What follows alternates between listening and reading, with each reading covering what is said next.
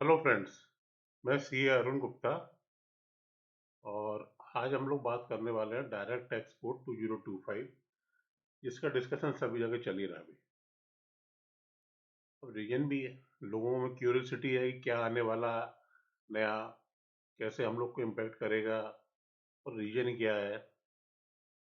तो रीजन तो हम लोग आगे डिस्कस करेंगे, बट गवर्नमेंट अभी एकदम फर्म है, डायरेक्ट टैक्स कोड 2025 को लेके आने वाली है। और हार्डली बजट में करीब 40 डेज बचा है 40-50 डेज बचा बजट में अनाउंस भी कर देंगे कैसे एप्लीकेबल होगा, फेज वाइज होगा या जो भी पॉलिसी जो होगी गवर्नमेंट की। बट ये आना तो है अभी। एक्चुअल में डायरेक्ट टैक्स कोड ये जो ड्राफ्ट हो गया था इनिशियली 2009 में, 2009 में ड्राफ्ट हो गया था और 2010 में आने वाला था। फिर वो धीरे धीरे डिफर होता रहा बिकॉज ऑफ इम्प्लीमेंटेशन इश्यूज। फिर लगा कि जीएसटी के साथ आएगा, फिर नहीं आ पाया। जीएसटी आ गया बट ये इनकम टैक्स का जो है था डायरेक्ट टैक्स कोड ये रह गया। बट अभी आने वाला है। अच्छा, इसके बेसिकली जो तीन रीजन हमको समझ में आते हैं, आप लोगों को और आते हैं तो कमेंट में जरूर देना। एक तो मुझे लगता है कि ये पुराना इनकम टैक्स है, ये जो अभी एग्जिस्टिंग इनकम टैक्स एक्ट 1961 है, उसको स्ट्रीमलाइन करने का। क्यों? क्योंकि अभी सपोज करो एक सेक्शन है, उसके अंदर सब सेक्शन, फिर उसके अंदर प्रोविजन, फिर क्लॉज, फिर एक्सप्लेनेशन वन, एक्सप्लेनेशन टू, ऐसे आते गए।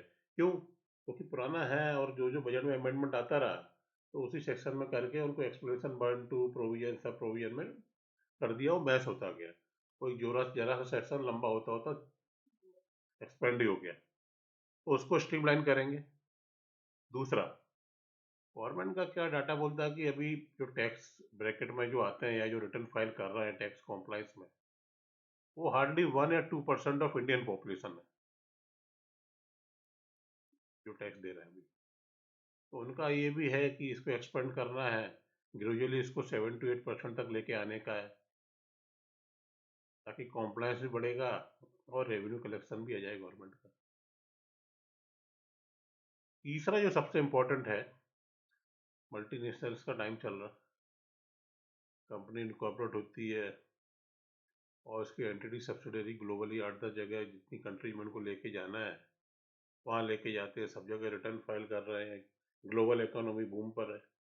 तो इंडियन गवर्नमेंट का क्या है कि जो अपना टैक्स लॉ है उसको एट पार लाना है ग्लोबल टैक्सेस का।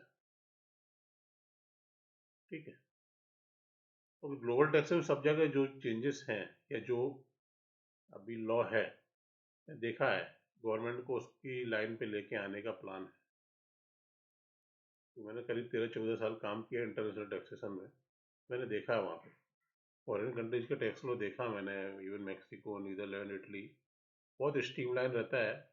और comparison to Indian tax law उनका बोले कि थोड़ा सा इजी रहता है।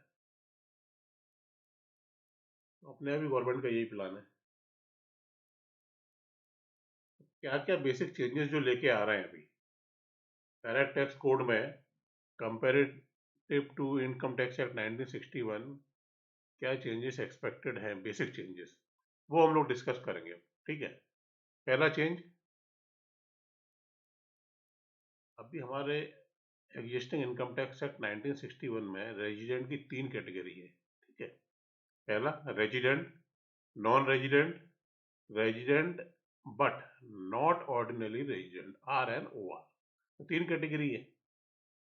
अब जो डायरेक्ट टैक्स कोड आएगा उसमें सिर्फ 2 कैटेगरी रहेगी, रेजिडेंट और नॉन रेजिडेंट, जैसा कि फॉरेन कंट्रीज में भी है, सिर्फ 2 कैटेगरी।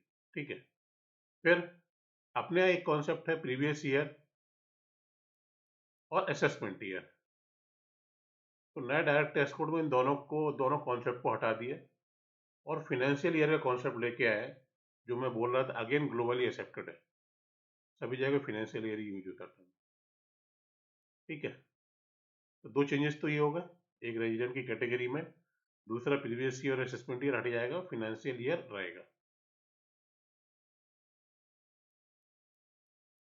कैपिटल गेन टैक्सेशन को लेके, कैपिटल गेन को गवर्नमेंट का प्लान है कि आपकी नॉर्मल इनकम के साथ क्लब कर दें और टैक्स रेट जो लगेगा आपके टैक्स ब्रैकेट के हिसाब से रहेगा। अगर आप 30% के ब्रैकेट में है तो 30% दे दो, 20 में है तो 20 दे दो। ये ऐसा एक्सपेक्टेड चेंज है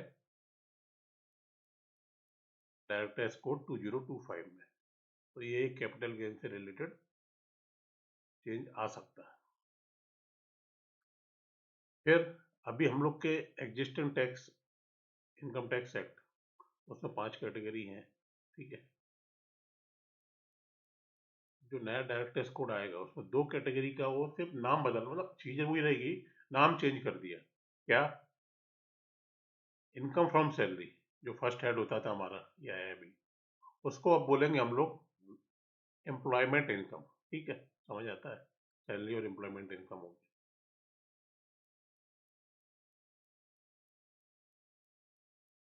फिर है इनकम फ्रॉम अदर सोर्सेस। इसका नाम चेंज कर दिया उन्होंने इनकम फ्रॉम रेजिडुअरी सोर्सेस, मतलब जो कहीं कवर नहीं होता वो इधर आप इनकम फ्रॉम अदर सोर्सेज वाला ऐड है, उसमें डाल दो। तो सैलरी का एम्प्लॉयमेंट इनकम हो गया, अदर सोर्सेज वाला रेजिडुअरी सोर्सेज हो गया। मेरे ख्याल सैलरी का इसलिए क्या हुआ, कॉन्ट्रेक्चुअल वाले जो है वो इधर नहीं आते थे, तो एम्प्लॉयमेंट इनकम कर दिया। जो भी कैटेगरी एम्प्लॉयमेंट के कॉन्ट्रेक्चुअली है या परमानेंट है, क्या है, वो सब इधर आ जाएगा, पूरा कवर हो जाएगा। और जो कहीं नहीं कवर होगा वो इनकम फ्रॉम रेजिडोरी सोर्सेस में आ जाएगा। ठीक है।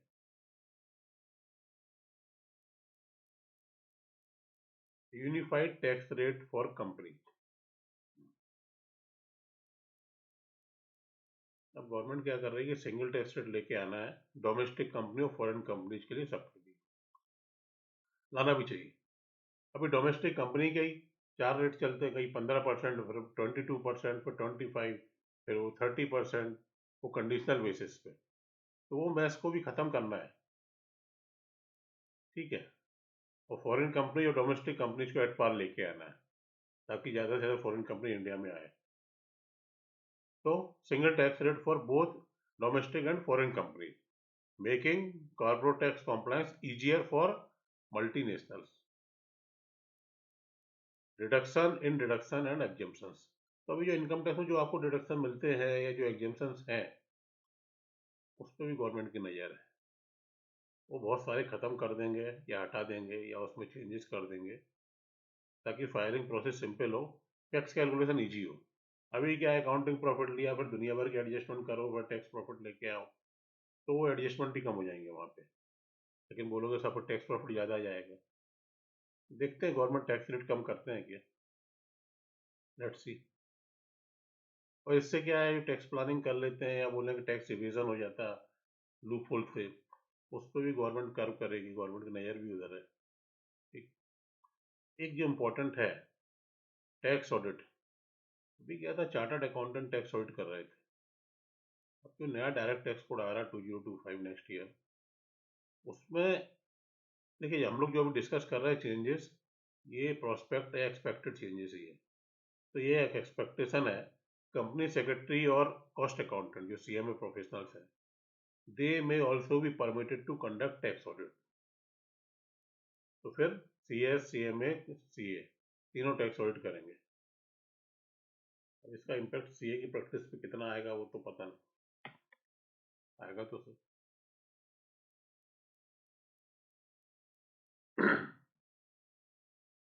टीडीएस और टीसीएस में भी स्ट्रीमलाइन करना है। गवर्नमेंट का इंटेंशन तो दिख ही गया था बजट में, बहुत सारे टीडीएस में चेंजेस कर दिए थे, रेंट के लिए भी चेंजेस किए थे। तो 5% वाले थे वो 2% पे लेके आ गए थे। तो गवर्नमेंट का फोकस है टीडीएस और टीसीएस को स्ट्रीमलाइन करना है। तो बहुत सारे 10-15, मतलब काफ़ी ज़्यादा वो कैटेगरीज कर दी है, वो कैटेगरी कम कर देंगे, लेकिन कवर सारी इनकम करेंगे, इनकम कोई भी नहीं छोड़ेंगे, ताकि गवर्नमेंट को भी रेगुलर टैक्स मिलता रहे, ना कि सिर्फ ईयर एंड के लिए वेट करें। तो टीडीएस टीसीएस कटेगा और उसको स्ट्रीमलाइन कर देंगे। टैक्स लॉ का जैसा हमने बोला था अभी, एक सेक्शन में बहुत सारे explanation, provision, clauses, sub clause क्या क्या जोड़ दिए, तो उसको भी स्ट्रीमलाइन करने के लिए अभी क्या एग्जिस्टिंग में 298 सेक्शंस हैं, तो डीटीसी 2025 में 319 319 सेक्शन लेके आएंगे और ऑर्गेनाइज मैनर में उसको बना रहेगा। अब देखते हैं कितने दिन रहता है इस मैनर में। स्ट्रीमलाइन कितना रहता है, क्योंकि जब जीएसटी लाए थे तब भी बोला था जीएसटी बहुत सिंपल रहेगा, स्ट्रीमलाइन रहेगा, बट हुआ क्या, कितना सिंपल है वो हम सबको पता है। देखते हैं डीटीसी का क्या हाल होता है आगे, कहीं जीएसटी जैसा तो नहीं बनेगा। एक लास्ट चेंज और है बस discussion, tax exemption for political party. तो अभी एग्जिस्टिंग इनकम टैक्स एक्ट में पॉलिटिकल पार्टीज को टैक्स एग्जेम्पशन दिया हुआ है, ठीक है, और सेम प्रपोजल है डीटीसी 2025 में, जो कि एक डिबेटेबल इशू रहेगा। बोलेंगे सर सबको इनकम टैक्स में लाना है, गवर्नमेंट को रेवेन्यू बढ़ानी है, तो पॉलिटिकल पार्टी को क्यों एग्जाम करके रखा है, पहले भी था अभी भी है, क्यों नहीं यार टैक्स में लेके आ रहे हैं। तो देखते हैं ये इशू, डिबेट इशू बनता है आगे, पॉइंट डेट में spark discussion among tax payers issues, तो इशू तो बनेगा, डिस्कशन हो गई, ये सब कुछ चेंज हो गया, पॉलिटिकल पार्टी क्यों वैसा ही है वैसा ही है। पर ठीक है, देखते हैं, गवर्नमेंट की पॉलिसी है, we can't do anything over है। वीडियो कैसा लगा कमेंट करना, कुछ चेंजेस अगर आपको लगता है कि और आने वाले हैं, ये इनमें से भी नहीं आने, जो भी है वो आप कमेंट देना, वीडियो पसंद आए तो लाइक।